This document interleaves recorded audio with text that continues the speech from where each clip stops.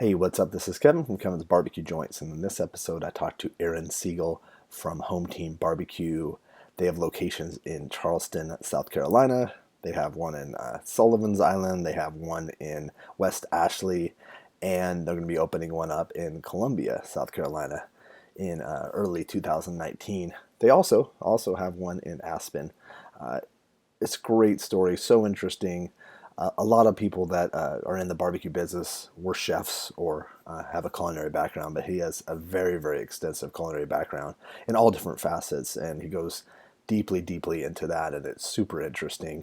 And it's interesting to find out how the Aspen one came about and how they run that. And he talks about running his operation. He's very thoughtful in what he does and deliberate, and you can tell by the way he speaks, and you can almost see the wheels moving in the back of his head as he gives answers, and it's very eloquent and very just intriguing. And I think that you're going to love this one.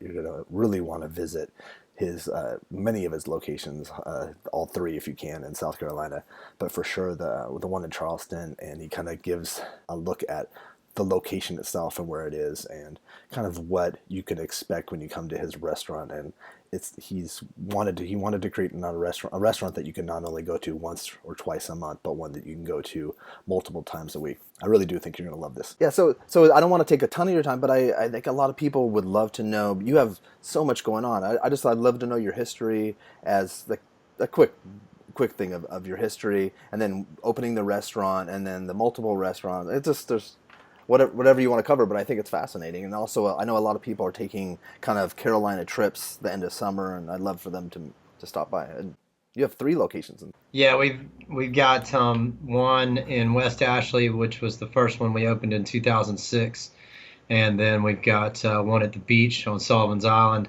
which opened in 2009, and then the downtown store opened in March of 2016. Wow.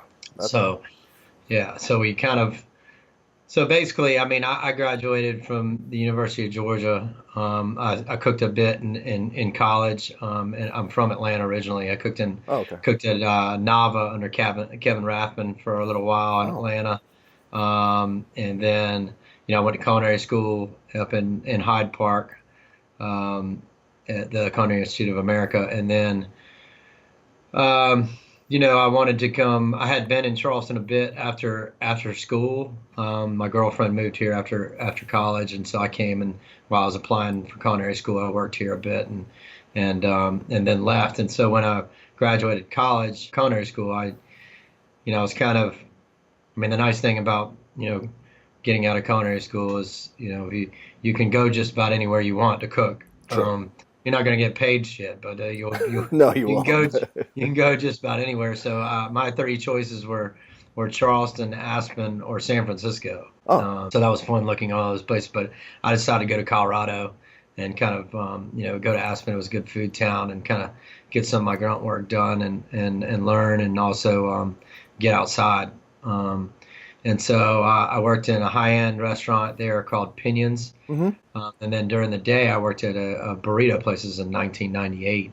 And then she was doing all fresh ingredient burritos, tacos, salads, little small place, walk up, doing the salads in a stainless steel bowl. Carnitas had a couple Latino guys working for her. And then strangely enough, there were three CIA graduates on her line, like serving, Wow. rolling burritos and stuff like that. So anyhow, I thought that was a neat concept, and it Very was, great.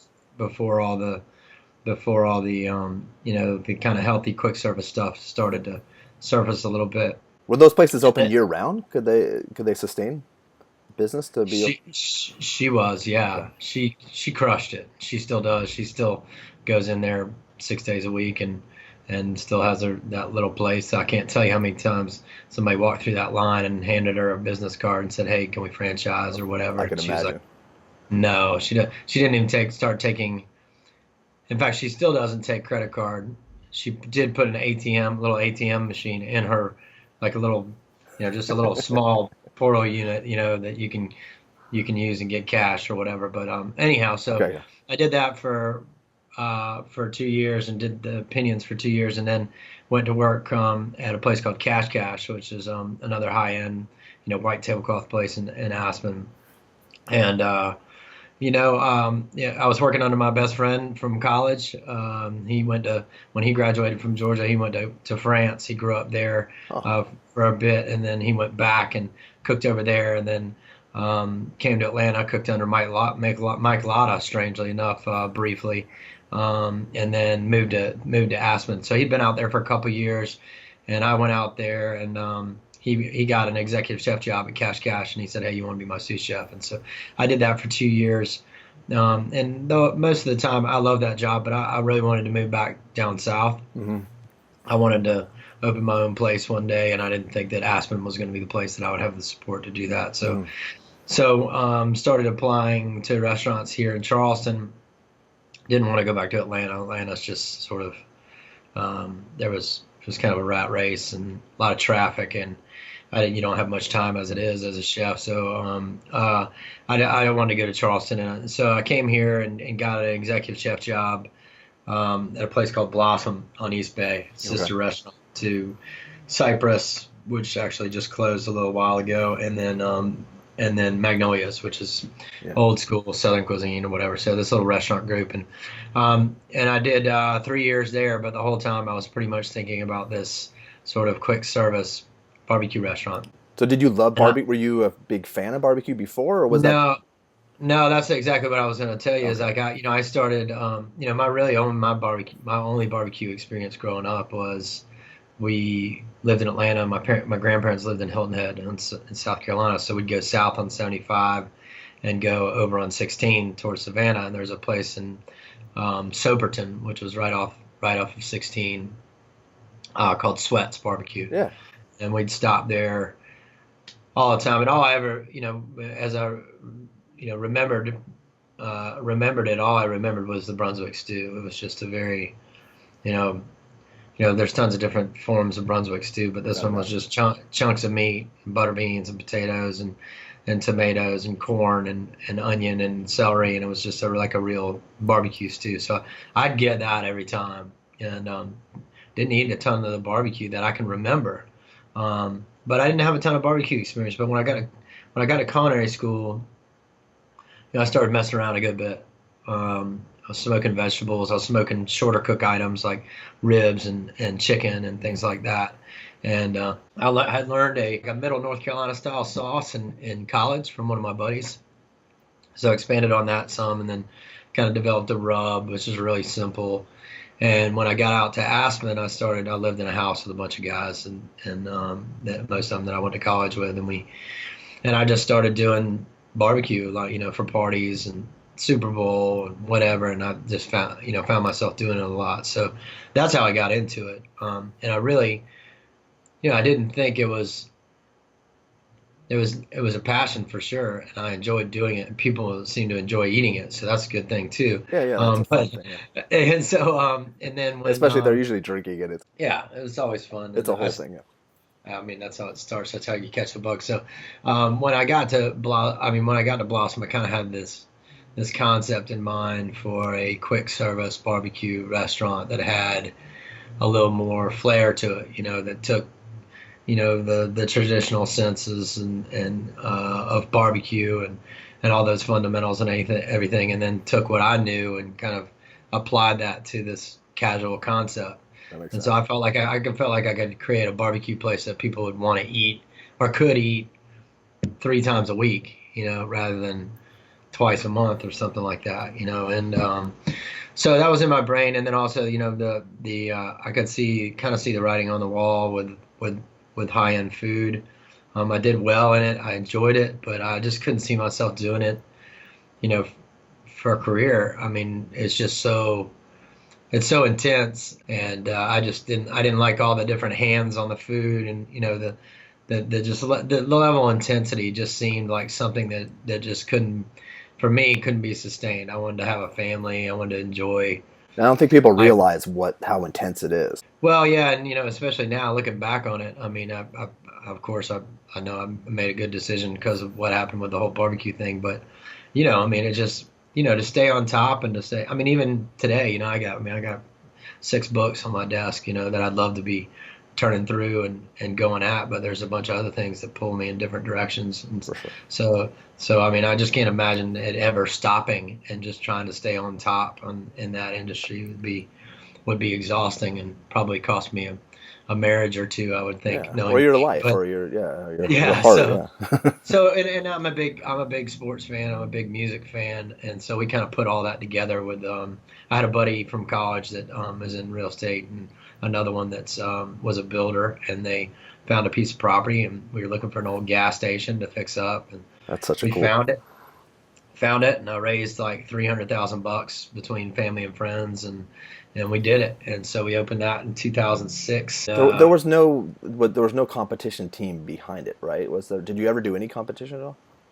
No, I've never really done. I've done. In fact, I can probably count on one hand how many competitions I've done. We did one right before I opened at Boone Hall Plantation here in town, and I remember my old. I had a partner that I started out with that we had a separation or whatever very early in the game, but he went with me and did the competition, and we got. I think we got like 30th out of 34 in ribs and 32 out of 34 in chicken. And I can remember driving out of the place, and he was like, "Man, what are we gonna do?" And I said, "Nothing." What are we gonna change? And I said, "Nothing. That doesn't make any sense." So anyhow, and then we do Hogs for the Cause every year down in New Orleans, Mm. which is a competition that we it's we don't put too much. I don't know. They always try to, every time you do an event and something like that, they always try to make it a competition. Stick a coin in this person's jar or whatever. And none of us really care. We just want to be there and cook good food, and Yeah. that's the attitude I want to take. So, but I know and then we didn't really have any time to do Yeah. competitions. Yeah. I mean, just going and sleeping in your truck a whole weekend, and sitting around a fires, can be exhausting. It eats So up a lot of your time. It does. Yeah. yeah, It's a commitment. yeah, so and then so we did West Ashley, just kind of scratched and clawed, and there was a spot became open on Sullivan's Island, which is a really small commercial district on Sullivan's Island. There aren't many spaces that come available. It's kind of like this once in 25-year thing or something Oh, like that's so that. great. Space of it.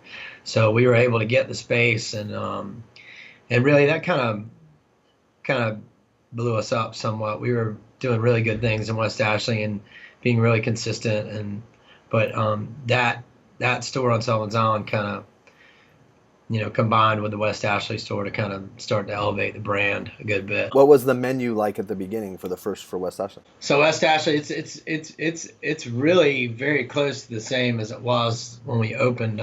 We've added some things. I think we opened up with, we had pulled pork. We had ribs. I guess we didn't have brisket when we opened. I'm sure we didn't. And then we didn't even have our smoked wings when we opened. We did the smoked wings at the bar, and those weren't even on the menu. Wow. But we did tacos. We did house-made salsas. That was that inspiration from that burrito place. I just felt like we've always kind of had a little bit of, Southwestern Mexican fusion in there. A bit, but we did tacos, and we still do tacos to this day. And then we've always concentrated on our salads as well. Just nothing on our menu is kind of an afterthought.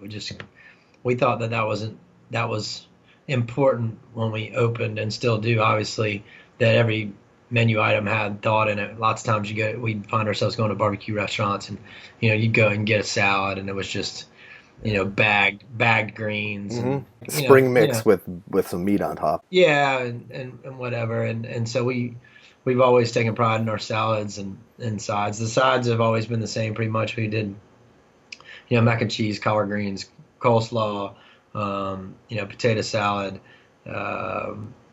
grits, what else? Do like a white bean and smoked chicken chili, and then the Brunswick stew. So we concentrated very heavily on our sides as well, and making sure that they were all good, and that they were that they weren't just filling space. And then the Sullivan's Island menu, West Ashley's walk up. I didn't know anything about walk up barbecue places, ordering by the pound, Texas style barbecue and those sorts of things. I hadn't really been exposed to that sort of thing. So we just came up with the same. If I had to do over again, I would have put more room up there to kind of do the slicing up there and actually pull the pork up there rather than bringing it from the back to order and things like that. But it was clear when we opened Sullivan's Island that we needed to do a table service restaurant because the demand for alcohol and to sit and hang out was going to be there, and so. We added a couple more things out there. We added a little bit of seafood. We do like a smoked shrimp taco out there, and started doing some more specials. People really started to respect our specials too. At first when we opened in West Ashley, we couldn't sell specials very much, but I think a lot of it was because people were coming in and trying the barbecue. But people started to respect to receive us from a special standpoint and our creativity because we did. I mean, the guy, like my partner in the back of the house, he came from white tablecloth as well. His last job was at Fig before he came to us. So he had that same background. So we've always had that fire to be creative and whatnot. But the Sullivan's Island menu, we had a burger and some kind of some barbecue quesadillas using brisket and pork and things like that. And so it was table service. So it was different. We could expand the menu a bit, and then. I guess about 2014 or so, we took a trip to Texas. We grabbed about 6 or 7 guys and went to Austin and spent 72 hours. And we had started messing around. With brisket, and that was really the catalyst for our brisket today. We went to 10 restaurants in 72 hours and just drank and ate our way through Austin and Lockhart and Taylor and all that stuff. And that's great, isn't that? That's such a great time. Such a great time. Yeah. It took a little while to recover to come after that, but and then so we've always. I mean, nothing is the same as it was in 2006. The way we do things, as far as we've changed every method. I mean, we're always trying to tweak and figure out the best way to do something, and the best way to, as a lot of people can cook good barbecue. One of the big challenges is holding it. Mm-hmm. How do you hold it for 4 or 5 hours? For sure. It's or even longer sometimes, and so we've always been trying new things and new equipment and things like that. So when did you open your third location? We opened the third location in 2016. 16. So, yeah, so it was 7 years after our second one. So we really wanted to make sure we made the right choice and that we had our structure the way we wanted it, and that's really what we've been doing. I mean, the food is super important to us. We got 4 restaurants now. We got a 5th on the way. We've got a lot of good people working for us, and we've just kind of formed this culinary team that's always communicating and working with each other, and so we're doing our best not to let that single store mentality get away. Which is difficult. A lot of people, once it starts to get out of hand, they start to lose touch with the other restaurants, or it starts to kind of get homogenized. Yeah, and that's our challenge, and we're just trying to do it the best we can. We've got a bunch of people that want up. We've got the ability to expand. People that there's a demand for it out there that we've heard, and then I've got all these people that work for me that do a great job and want more. So it's almost like you have a responsibility to create an area for them to move up. Otherwise, you're going to lose them. True. Yeah, when people see something, a chance to move forward, that's important. Yeah, so that's what we ended up. At that time I spent out in Aspen. I've been back there every year, to visit my best friend, and we just started 3 or 4 years ago. We started this conversation about doing one out there, just kind of as a little pipe dream, and we got very lucky in finding a location that was cheap, and it was in a hotel at Buttermilk Mountain where the X Games are, that nobody really comes to. Nobody really ever came there to eat particularly, so we ended up with a big giant space that the backyard is basically the base of the mountain, I've seen some photos. It looks amazing. Yeah, and we were kind of able to do what we did here, which was just kind of pulling the locals and, family atmosphere. The kids love it. I mean, I got 2 kids. I mean, I know I went to a restaurant last night that I would have much rather not gone to. But my kids like it. Yeah. So when the kids like a restaurant and the parents like a place, then you're in good shape. And that's what's happened here, and that's what we've done out in Aspen as well. We've expanded on our menu some more. We do sausage from time to time. We've kind of done some more authentic set tacos. Really embrace that Latin influence that we've had over the years, and really concentrated more and more on our specials and doing different things. And it's always changing. What's a fifth location? Will that be in South Carolina, or is that going to be outside of the state? Yeah, it's going to be in Columbia, Oh, which is yeah. about hour and a half, 2 hours up the road. And one thing we learned about opening the place in Colorado is that if we can open a place in the most expensive, hardest place to get to in the United For States, sure. we can probably if we can get in a car and drive there and be there mid morning and be there all day and drive back, that's a good thing. Yeah, definitely. So How often do you get out to Aspen? usually about 3 or 4 times a year. That's what Mhm. it's been pretty much. We're bidding on the big X Games contract Oh, for January, and hopefully we'll get that, and we'll probably all be out there for about 7 to 10 days for that, because it's going to be oh, that'll be so great. it'll be a beast. But yeah, that store's going pretty well. I'm lucky enough to have a bunch of people from Charleston that moved out there to work in that store, and also an operating partner that lives there, and another operating partner that moved out there. So we've got real solid people behind it, and that's probably the key to. Yeah, and having them there, it's important. Yeah, definitely. Yeah, yeah. So would So you consider that your restaurant a barbecue joint, or more of like how would you describe it if someone was to say, what's your restaurant like? It's not because it's a hybrid, or not, or I guess an well, it's just evolution or something of. it's just our I mean, we're a barbecue restaurant Yeah. first and foremost. That's what we are.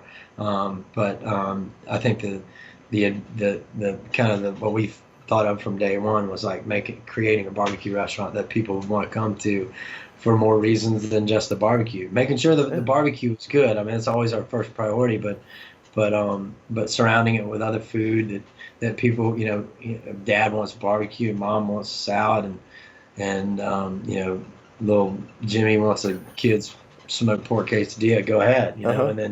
and then we've really concentrated on our kind of our beverage program. Downtown the store has about 50 or 60 agaves and probably 275 to 300 bottles of brown water. And then uh, I've you never know heard it we referred to that. That's great. and then yeah, it's just kind of all encompassing, I guess. Yeah, and then yeah, we do music, we do live Oh music. yeah, I was going to ask about that. You Yeah. know, we're whether we want to be or not, we're a sports bar also. I mean, people just love to come hang out, and that's the great thing. We really embraced that because we asked for it. We asked for it. We didn't ask for just the barbecue purists to be walking in the door. Hmm. We asked for everybody to be walking in the door, and that's what we've kind of ended up with. We got people that come during the day with their kids, and then go home, get a babysitter, and come back, and you see them again at night. That's great. How great is that? And just a vibe. We're a real vibrant barbecue joint with I always people are like, well, what does chef driven mean? Like, I don't know what. Yeah, what does that mean? I don't know, but there's people thinking about the food. Mhm. There's people thinking about what's going on outside the middle of the menu, and that's really all we did. We created a barbecue place that has a lot more options, I think, that surround the barbecue, but are really closely paid attention to. And then the things going on. We got a great beverage program. We got live music. We've got a bunch of TVs. We got a cool atmosphere, and um, it's not generic. Mm-hmm.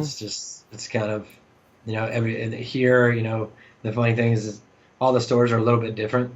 Their menus are just a tiny bit different. They're, like I said, the glaring difference, West Ashley's walk up, but people go to different places. That's their place. Mm-hmm. Like I go to West Ashley. That's where I go.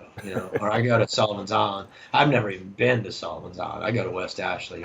Isn't that funny how people are? And then there are people that I meet that are like, oh, I went to all three of your places this weekend. Like that's so cool. How cool is that? No, that's when I come, I want to do that too. I think that's, and also too, because in that way you get a chance to see the differences and even the physical location. I'm sure they all look like amazing locations. Yeah, they're all unique, which makes it interesting when you keep trying to when you're trying to repeat them. People have been like, you need to streamline some stuff, and we're like, no, we don't want to streamline anything. Yeah. That's boring. We want if we're going to open up a place and in other places, we want each one of them to kind of have some character and the character of the area too. Yeah. Yeah, we want those people to we want them to have the same feeling about the restaurant in Columbia, those people in Columbia, that the people in West Ashley do about West Ashley. And it's just like, oh yeah, you got your home team, but ours is whatever. So, but we're lucky that things have gone the way they've gone. It's definitely been a grind. It took us about, I don't think we really made our first dollar until about 5, 6 years into it. Oh, that's interesting. Oh, shoot. Yeah, you're just kind of, you're trying, I mean, especially with West Ashley, we didn't sell much alcohol. We sold a ton of food. It was expensive to produce. People think about barbecue. They don't really think about how much it costs to produce barbecue, but it's expensive to produce barbecue. It's from a labor standpoint. It takes a lot of intensity and grind, and meat prices keep going up, and yeah.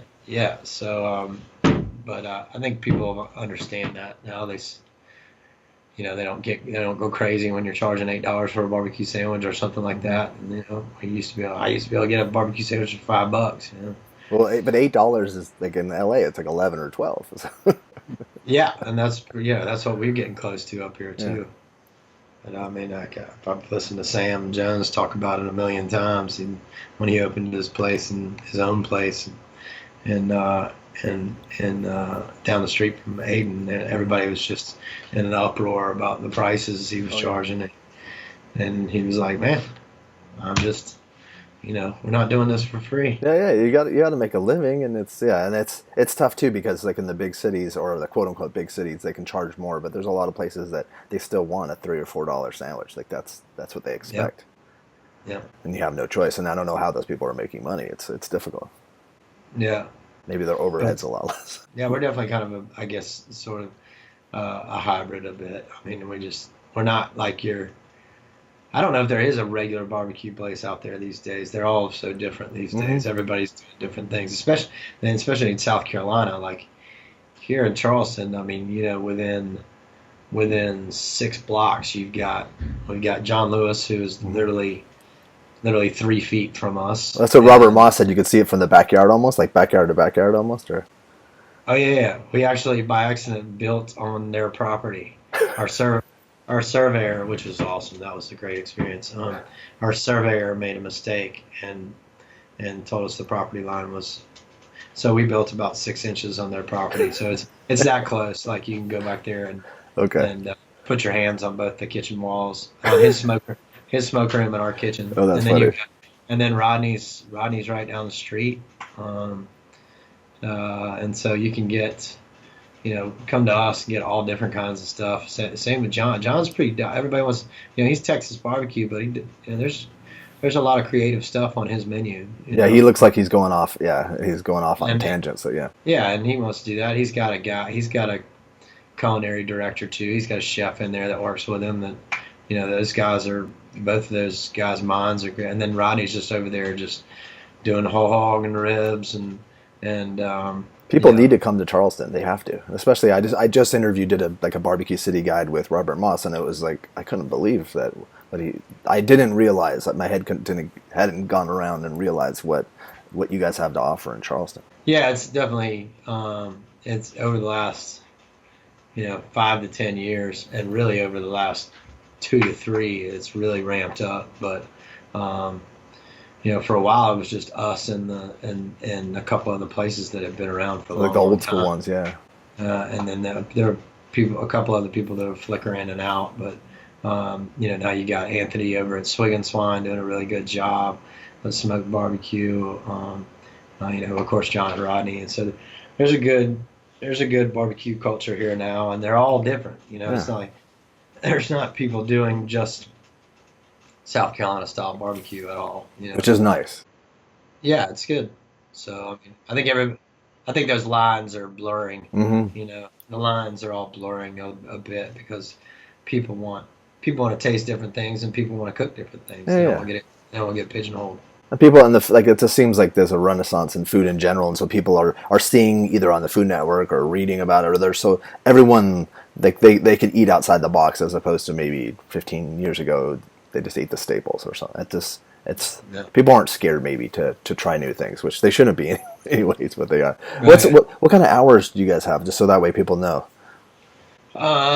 So all the stores open at 11, and then they all close at kind of at different times.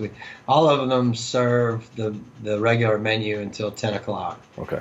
And then we do like a late night, kind of like a bar menu at all the places as well. Okay. Till midnight in West Ashley, and then till midnight in Sullivan's Island, and then we do our late night menu until 1 o'clock at downtown. And Aspen, Nice. are the weekends the hours different in Aspen? I think I saw something. Is that Aspen, we're in a hotel, so we serve breakfast as well. okay? Maybe that's what it was. Yeah, and we serve breakfast in season in the winter and in the summer, and then we take about 5 weeks off of breakfast in the fall and the spring. And then they serve until 10 o'clock. We're kind of out by ourselves out there, so we don't really have any folks coming in after 10 o'clock. But downtown we get a lot of big F&B crowd that come in and have drinks and eat some food. That's cool. And Sullivan's about 8 months out of the year. There's people vacationing out there all the time. So when you're on vacation, you're always wanting to hang out and whatnot. You're always looking for a place that's open a little later too. Yeah. Yeah. So they're all a little bit different, but we serve food 10 o'clock or later. Well, I'm doing a companion blog piece, so I'll put all the hours so that way people can just easily just look at it. And then, when do you think the 5th location's opening? Is that coming up in a couple months? It's going to be the early part of 2019. Okay. Well, if someone's listening to this at the end of the year, it's coming up in a couple months. Right. Well, Right. thank you, Aaron. I know you're really busy, and I've watched you from a distance and loved everything you guys are doing, and I can't wait to visit. I'll be out there in September, October. Cool. Well, definitely look us up. You've got my contact, Yeah. so when you come, let us know. Excellent. Thanks so much, and enjoy your day and rest of the week. And when are you headed out to Aspen again? In a couple, are you going out to see? I'm actually going out there for one of our operating partners out there. The GM is getting married in September, so we're going out there for a quick little weekend playtime. So that's good. The only time I've been to Aspen was for a wedding. It was my cousin's wedding, and it was unreal. Yeah, I'm sure it was in the summertime, right? Or It was summertime. It was at that cabin. I don't know. There's like this cabin that people like by a lake, and it was ethereal. It didn't look like a place on our planet. It was crazy. yeah, it's a pretty amazing place, especially during the people don't realize how much stuff there is to do and how pretty it is in the summertime when there's not snow around. Lots of hiking yeah, it's great. Yeah. Well, have a great day, Aaron. Thank you so much, and thanks Shelby again. And I'll talk to you soon. I'll reach out before I come out. Yeah, I'm glad we finally got this done.